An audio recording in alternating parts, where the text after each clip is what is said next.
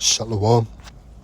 First and foremost, I would like to give all praises to Yahweh, Bahashem, Yahweh Shai, Bahashem Ha, Rekah Kwadash Mama. Double honors to the apostles of Great Millstone and the elders. Double honors to my apostle and elder as well, Aharawan Ben Yasha Allah, the Lions Den Camp here in Jacksonville, Florida. And salutations to the fellow Akim, Atwafium, and Bayim children that believe in truth and sincerity. I wanted to start off in the book of Sirach, chapter 38 and verse 19. In affliction also sorrow remaineth, and the life of the poor is the curse of the heart, right? Like they say, poor is a mindset, but we really rich. And we know that by understanding and being in this truth. All right, having the wisdom, knowledge, understanding of Yahweh Bashem Yahweh Shai. Understanding that this world is temporal. All right. It says, take no heaviness to heart, drive it away, and remember the last end. You know, and that's ultimately the kingdom. All right. But before the kingdom comes judgment. All right. Destruction. And we got to make it through that to ultimately reach the kingdom, reach salvation. Forget it not, for there is no turning again. Thou shalt not do him good, but hurt thyself. It says, remember my judgment, for thine also shall be so. Yesterday for me, and today for thee. All right, that's why we got to die daily.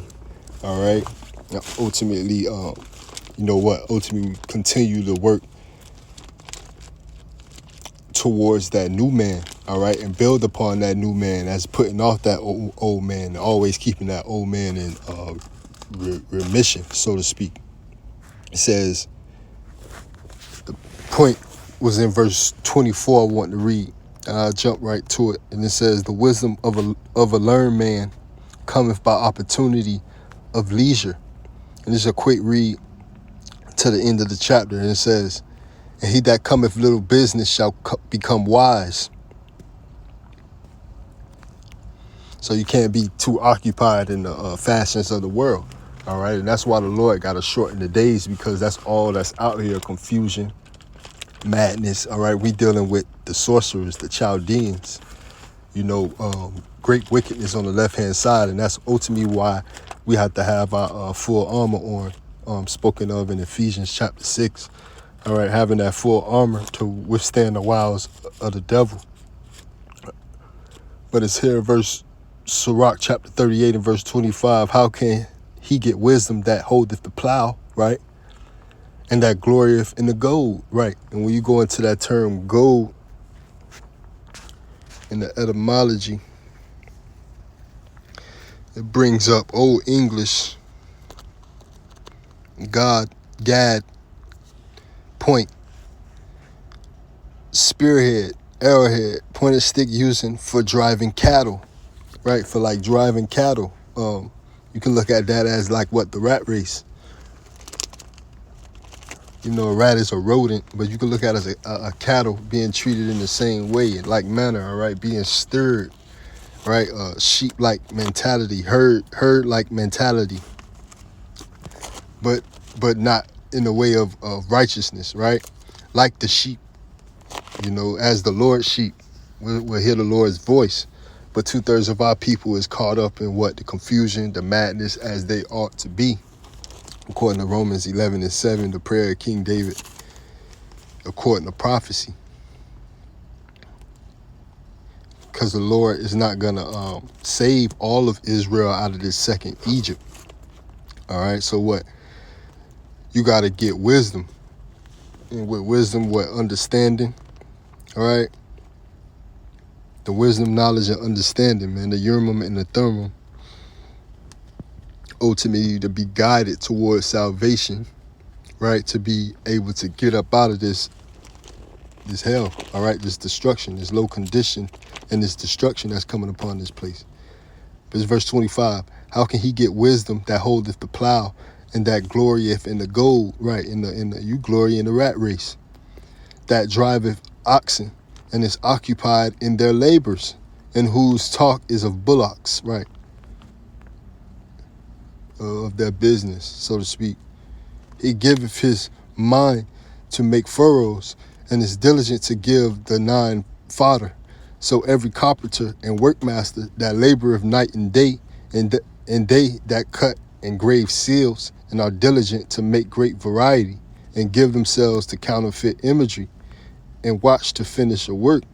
The smith also sitting by the anvil, and considering the iron work and vapor of the fire wasteth his flesh, and he fighteth with the heat of the furnace. You know, he working hard. He in the heat, and he getting burnt up, burning his eyebrows off. The noise of the hammer and the anvil is ever in his ears, and his eyes look still upon the pattern of the thing that he maketh. You know, like, look what I created. You know, like, am I there yet? I'm almost finished. He setteth his mind to finish his work, and watcheth to polish it perfectly.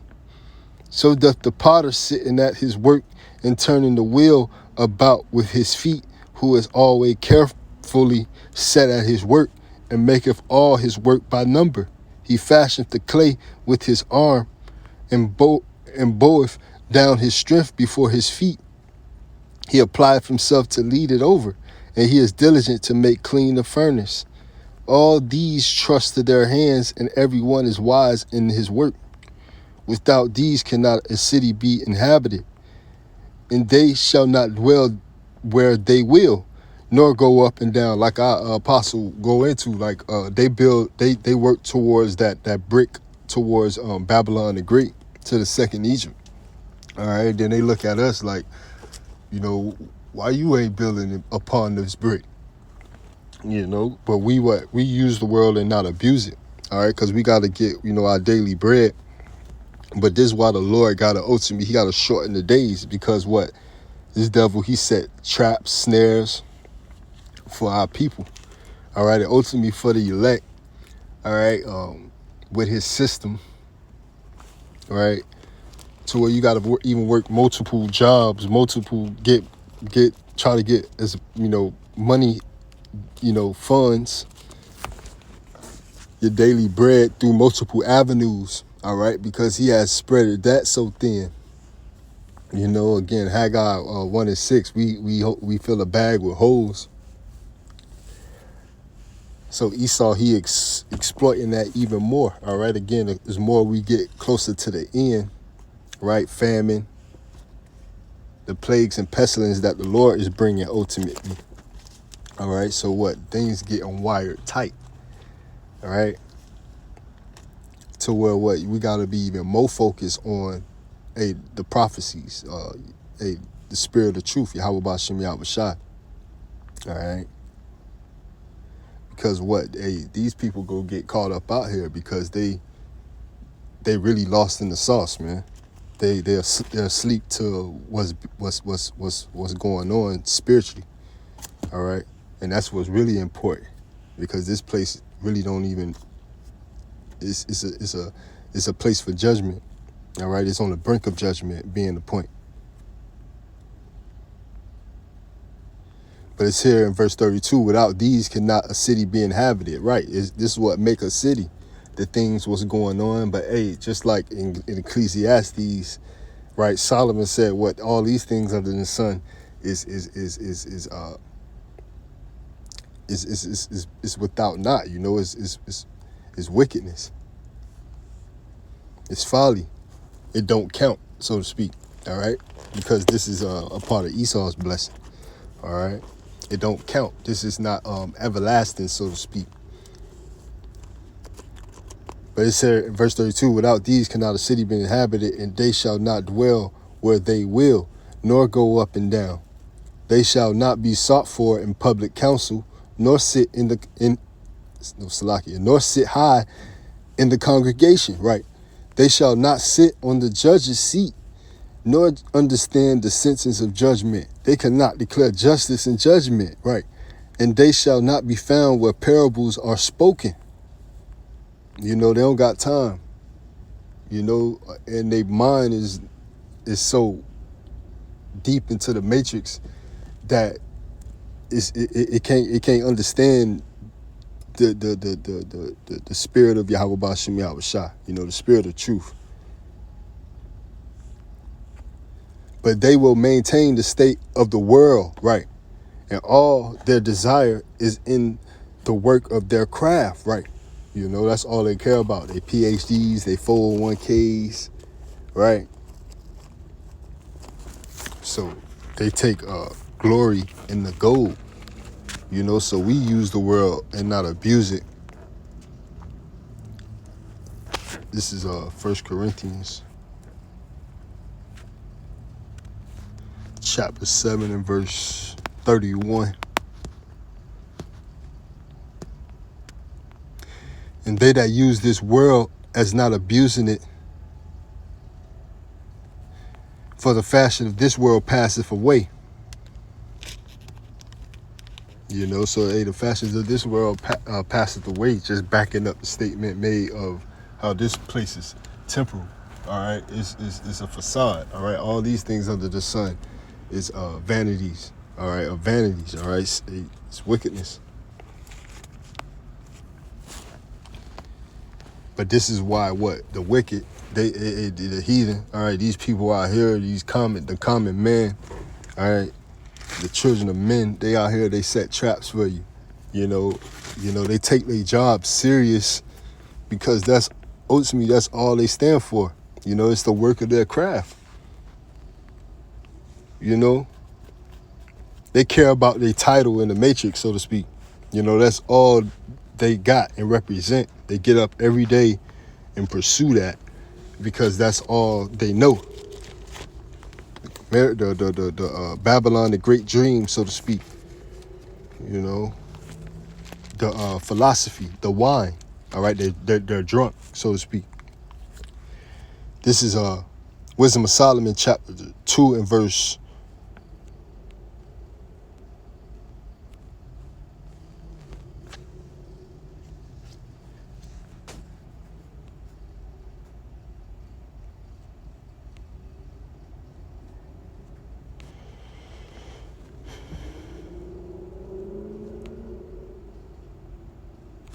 And I'll just start at verse 9, just to get to the point where the whole chapter is just about the children of men and their mindset towards this place, the matrix, their glory in the gold. It says, let none of us go without his part of our voluptuousness. Let us leave tokens of our joyfulness in every place, for this is our portion, and our lot is this. Let us oppress the poor righteous man. Let us not spare the widow, nor reverence the ancient gray hairs of the age, right? You know, every year you get by in this revamped Roman infrastructure, Babylon the Great. The damn Social Security age go up. You know, it's gonna be past what the Lord promised you go even have.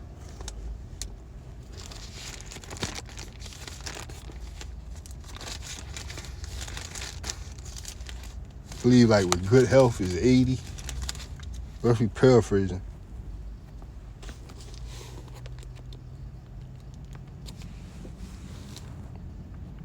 And today, you lucky you hit that.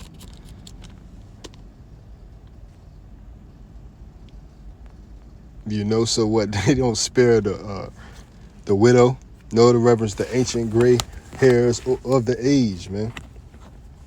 You know, hey, when it came to captivity, everybody went into captivity. Man, woman, and child. It says, let our strength be the law of justice. For that which is feeble is found to be nothing worth, right? You know, you want your strength to be the law of justice. You don't want to be a drunkard with the philosophy and the wine of Esau, Edom, the heathen nations. Therefore, let us lie and wait for the righteous, because he is not for our turn, right? That's their mindset. Let us lie and wait for the righteous, man. Let our strength be the law of justice, for that which is feeble is found to be nothing worth. That's their mindset, Salakia, towards our law of justice is this truth. All right, but their law of justice is, the law of man. You know, they don't want to be found feeble. They don't want to be looked upon as feeble, as far as humble. In sackcloth. You know, as we do. But we, our strength is law and justice in Yahweh Ba'ashem Yahweh Shah. This strength is the law and justice and wickedness, man. I believe that's Psalms 92. They frame it mischief by law, right?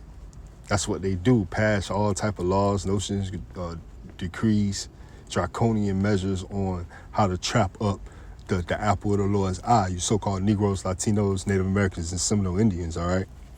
All right, because this is the wicked mindset, Salakia. But this is verse 12, therefore let us lie and wait for the righteousness, because he is not for our turn.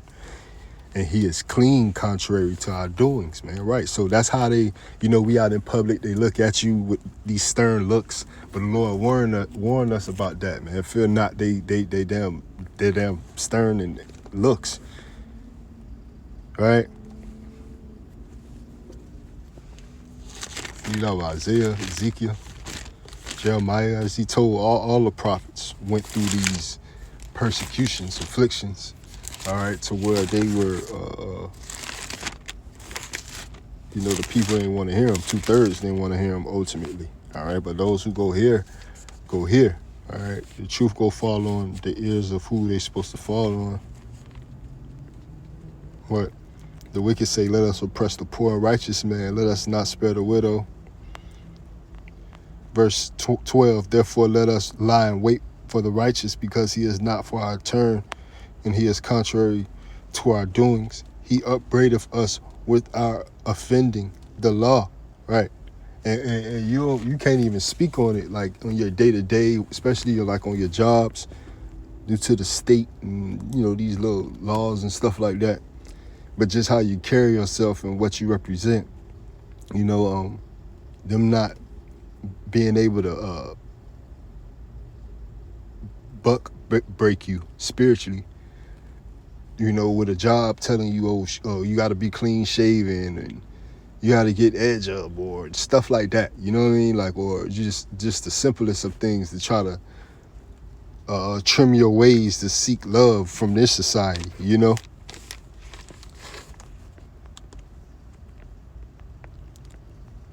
So just you being there is a nuisance to him. He upbraideth us with our offending the law, and objective to our infamy, the transgressions of our education. That's crazy. He professeth to have the knowledge of God, and he calleth himself the child of the Lord. And that's why they provoke you. Set traps for you, and you gotta show up and stand out, man. You gotta show yourself approved through the spirit of Yahweh Ba'ashem Yahweh Shai, right? And be an example. Because they wanna point the finger. They want an excuse.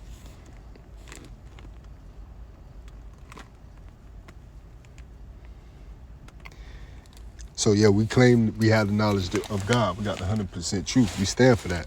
All right. And it's not according to their standards or according to what they was taught, their education of what they were laid out upon the worldly standards from according to their mindset, because they're the children of men. All right. They're too far off into the matrix pertaining to 2/3 of our people. They suffer Stockholm syndrome. He was made to reprove our thoughts. He is grievous unto us even to behold, for his life is not like other men's. His ways are of another fashion. Call you weird. He be talking to himself. He call you weird, all type of stuff. You know what I mean?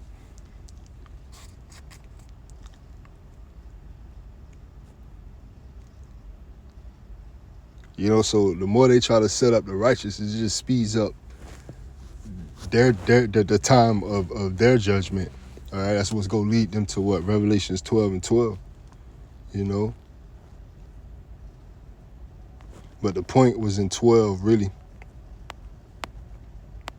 Let the righteous therefore let us lie and wait for the righteous, because he is not for our turn, and he is clean contrary to our doings. He upbraideth us with our offending the law.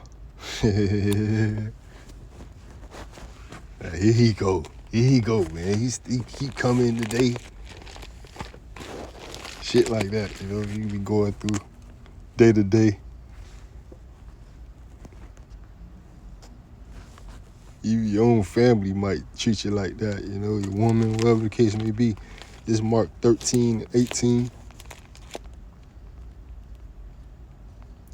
And pray ye that your flight be not in winter, for in those days shall be affliction, such as was not from the beginning of the creation which Yahweh created until this time, neither shall be. Right, because we're in perilous times, and it's going to get even worse. All right, so it's perilous times to come. And except that the Lord had shortened those days, no flesh should be saved. Right, the Lord got to shorten the days. All right, or no flesh should be saved, because this devil is out here to try to trap the people. All right, this is what the Lord has him as his sword. All right, so is the Lord gonna have to pull it back? All right, he ain't gonna pull it back until, Second Ezra 4, I believe it is, till that said measure be fulfilled. All right, to the elect is sealed. All right, again, until the fulfillment of prophecy. Not one jot, not one tittle.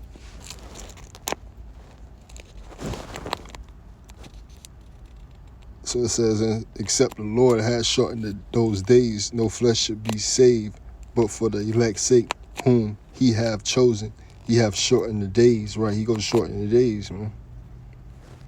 And then, if any man shall say to you, lo, you know, that's the point. All right, so the things go speed up for the elect's sake. All right, so things are already moving fast pertaining to prophecy. All right, so you look at like the scope of things, shit. I was like, shoot, it'd be crazy you get 80 out of this place in these times. This place might not only got 80 years, we don't got another. They just celebrated 250, and that's usually the tenure of a kingdom. All right, but hey, who knows, man? Nobody knows except Yahweh. Not even Yahweh Shah knows, so we got to stay diligent. But the point is what? He goes shorten the days for the elect's sake, which goes speed up what? The judgment for this damn devil. You know, to put him in straits. You know, to fulfill his wickedness. You know, for what? Revelations 12:12, man. For him to, come down with great wrath. This is the book of Daniel, chapter 7 and verse